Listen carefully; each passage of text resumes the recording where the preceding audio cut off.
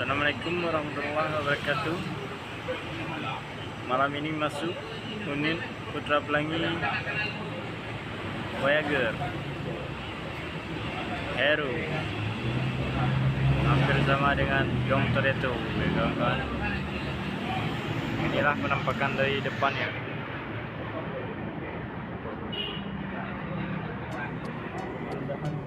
Hero.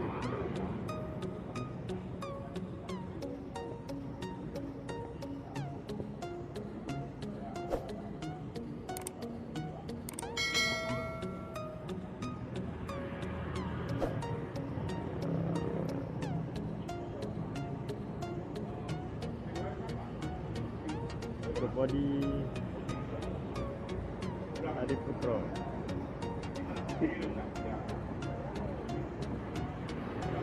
Mercedes-Benz 2542.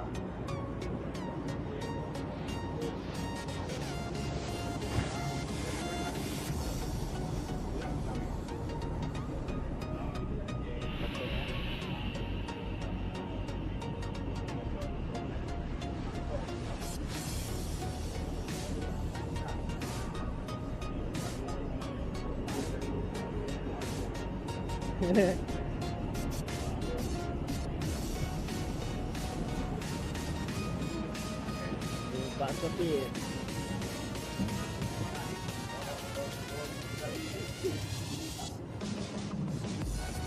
Inilah keindahan dalam Voyager.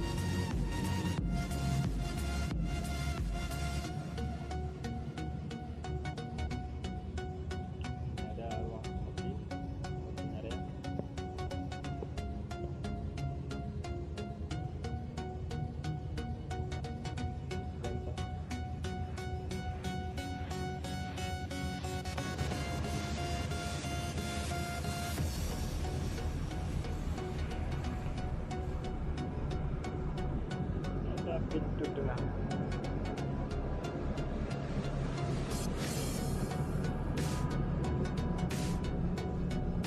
Bus ini hampir sama dengan bus Dom Toretto.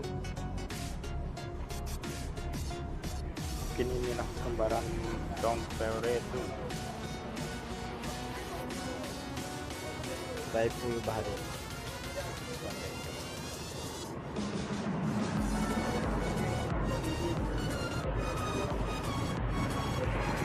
Terima kasih sudah menonton channel kami. Jangan lupa like, komen, dan subscribe, kawan-kawan.